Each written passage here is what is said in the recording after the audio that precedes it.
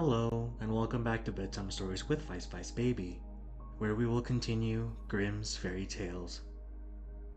Mother Holly.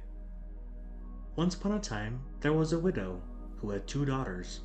One of them was beautiful and industrious, the other ugly and lazy.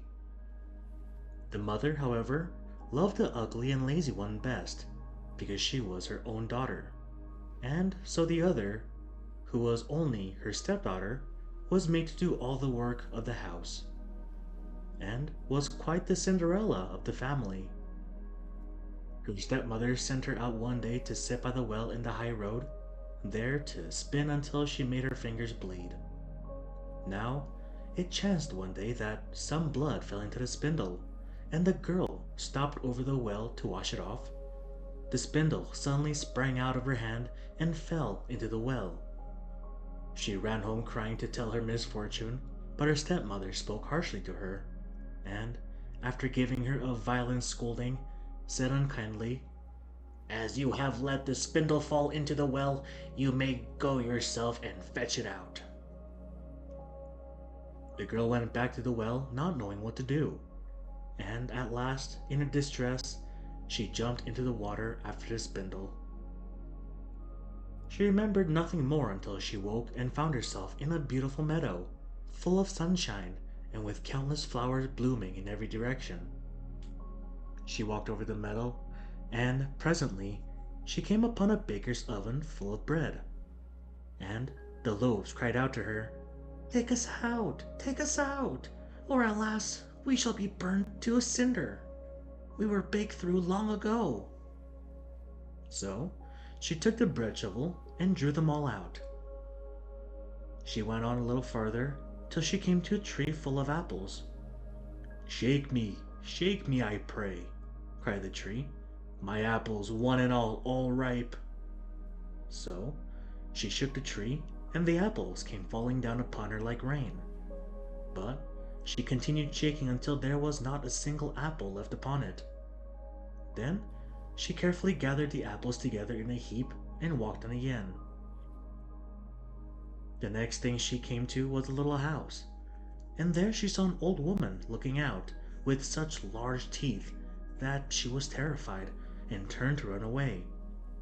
But the old woman called after her, "What are you afraid of, dear child?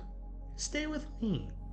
If you'll do the work of my house properly for me, I will make you very happy. You must be very careful, however, to make my bed in the right way, for I wish you always to shake it thoroughly so that the feathers fly about.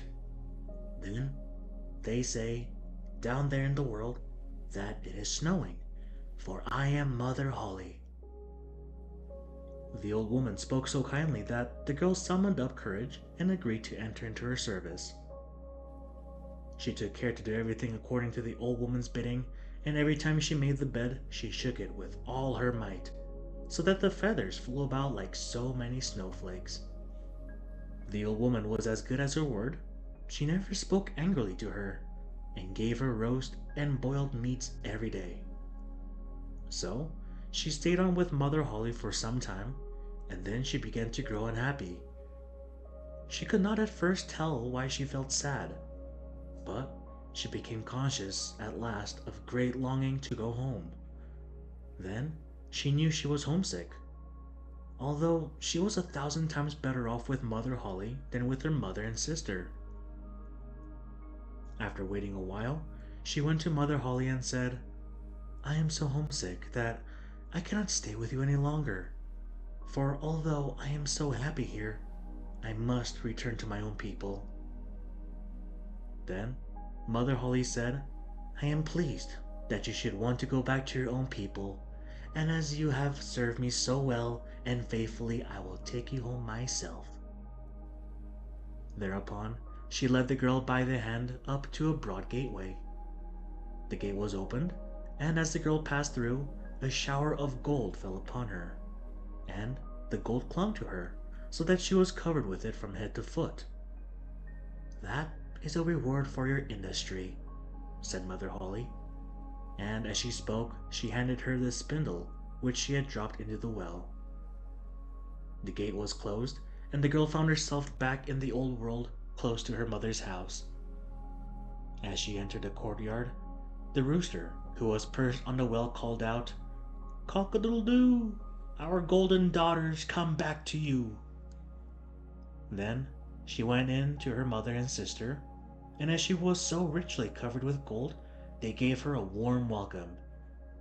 She related to them all that happened, and when the mother heard how she had come by her great riches, she thought she would, like her ugly, lazy daughter, to go and try her fortune.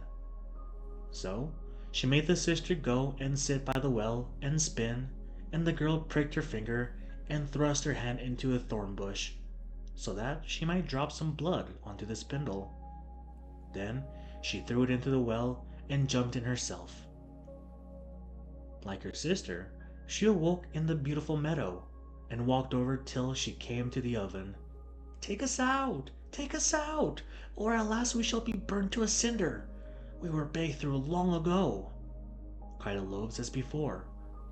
But the lazy girl answered, "Do you think I am going to dirty my hands for you?"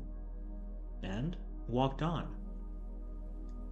Presently she came to the apple tree. shake me, I pray! My apples, one and all, are ripe," it cried. But she only answered, "A nice thing to ask me to do! One of the apples might fall on my head," and passed on. At last she came to Mother Holly's house, and as she had heard all about the large teeth from her sister, she was not afraid of them, and engaged herself without delay to the old woman. The first day she was very obedient and industrious, and exerted herself to please Mother Holly, for she thought of the gold she should get in return.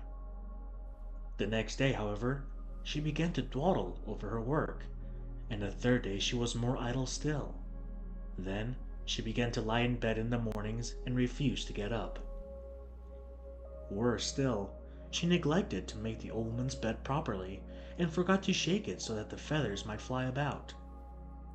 So Mother Holly very soon got tired of her, and told her she might go. The lazy girl was delighted at this, and thought to herself, "The gold will soon be mine." Mother Holly led her, as she had led her sister, to the broad gateway, but as she was passing through, instead of shower of gold, a great bucket full of pitch came pouring over her. "This is in return for your services," said the old woman, and she shut the gate. So the lazy girl had to go home covered with pitch, and the rooster on the well called out as she saw her, "Cock-a-doodle-doo! Your dirty daughters come back to you!" But try what she would, she could not get the pitch off, and it stuck to her as long as she lived. Thank you for tuning into this episode of Bedtime Stories with Vice Baby. I hope you'll have a good night and sweet dreams.